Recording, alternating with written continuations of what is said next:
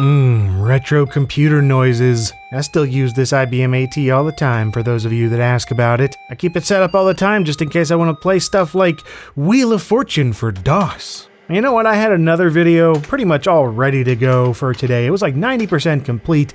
And then that last 10%, I was about ready to film. It was all good. It was totally ready and everything was all set up and I don't have the part that I need. That's just how it goes, making retro hardware videos. So whatever, I got that part on order. And in the meantime, the only solution is to play WAF. Specifically this one released by ShareData Incorporated in 1987 for IBM PCs and compatibles, and there are actually quite a few variants as far as puzzles that were released over the years. Just in my collection alone, on top of the original 1987 release, which I had a copy of that my uncle gave me back in the day, we put it on a floppy disk along with a bunch of other shareware. Maybe he thought this was shareware because it was released by ShareData. It's not though, this was a commercial game. This was pirated and I didn't know it. Later on when I started collecting though, I picked up a couple of these boxed releases for this DOS version of the game. The first one was Wheel of Fortune Golden Edition. What makes it golden other than the box logo? I don't know. It just sounds good.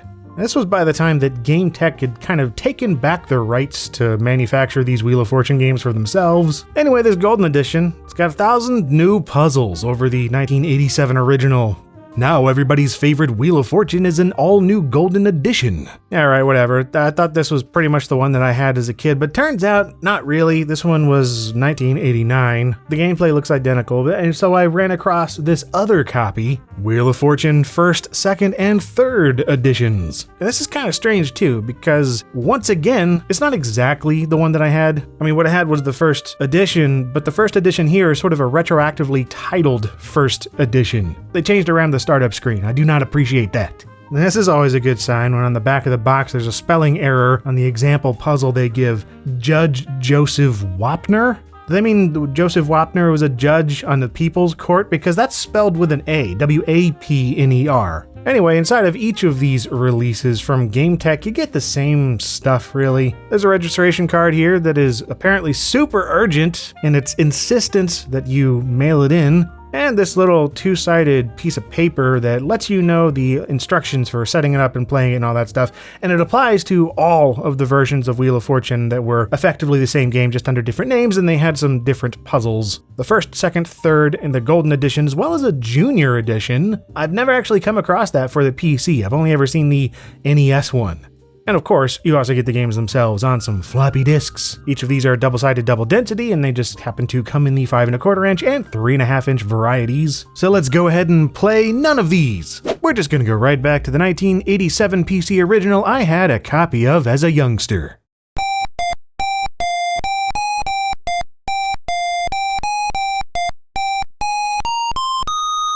Once again, they all look and play identically, it's just they have different puzzles in each release. And they all have this serviceable PC speaker rendition of the theme song that was used from 1983 to 2000 or so in various forms. I believe the title is Key, Wheel, something. Dang it, what's the name of this song? I don't remember the name.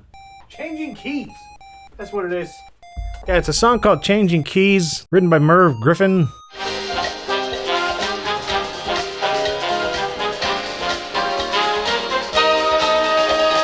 You know, he did like a crap load of game show stuff. That's kind of another reason I wanted to cover this. As I was playing that modern version of Wheel of Fortune, I saw it on a few different systems and picked it up on PS4 because it was on sale or some crap. And I'm like, what is this? Like, I haven't watched Wheel of Fortune in years, so yeah, the game had changed kind of a lot. So that caught my attention, but then there's just this particular video game version where I'm like, does everything really need a bunch of cosmetic loot boxes that you get every time you level up? Yeah, even Wheel of Fortune cannot escape that fate.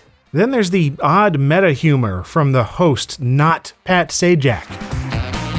It says here, well, it doesn't say much. Why don't you tell us about yourself? Silent type, I see. Thank you for joining us today. Your outfit looks quite interesting. You must have visited the customization menu recently. How are you doing today? Well, I'll take that as a great. Speaking of hosts, that's one thing that is, who knows what you're gonna get when it comes to Wheel of Fortune games. There's almost none of them with Pat Sajak, and only a few of them have Vanna White. They always make a big thing about it anytime she's in any of these games, but yeah, she's not in the modern one, and she's not in the 1987 classic either. I always called her Vanna as a kid because, I mean, it's supposed to be her, and it's EGA. So what if she's got red hair and yellow skin? It's close enough. Anyway, Wheel of Fortune CGA for DOS, it uses one of the warmer color palettes here. I always thought that worked well for that golden, glitzy, kind of glamorous 1980s Wheel of Fortune style. Fits right in with the diamonds and the luxury cruises and the saxophones and the perms, and yeah, it just screams 80s. As far as gameplay goes, it is as simple as it gets. I don't even know what to say, man. It's Wheel of Fortune. You're practically playing Hangman, except there's no men being hung. And don't even worry about all that other kind of stuff they do now, like toss-ups and the beeping near the end, oh, it's a final spin, or, pieces that you can pick up off the wheel. None of that crap. In this one, you spin, you guess a letter, and if it's there, cool. If not, well darn.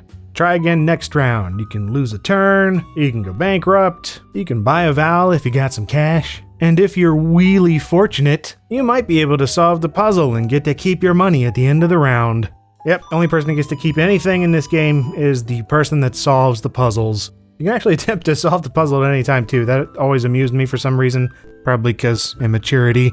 And after 3 rounds, whoever has earned the most money that they were actually able to keep moves on to the bonus round, and you get to just select from a number of showcase items. I always picked the American sports car as a kid because it's just what kind of kid I was, I don't know. So what if it's not the most expensive? I wasn't greedy, I just wanted a friggin' sports car. Anyway, after this is yet another bit of simplification relative to the modern day game show. No RSTLNE, you just put in some consonants and put in a vowel and you guess it correctly before the time runs out. Hooray, you've won absolutely nothing. Such is the plight of game show games in virtual form. What's the point? Oh, I won a vacation or a car or some, I don't know. Doesn't matter because you didn't actually win it. You've just, you get to put your name in a high score table and it sticks around in a DAT file in a DOS program for decades.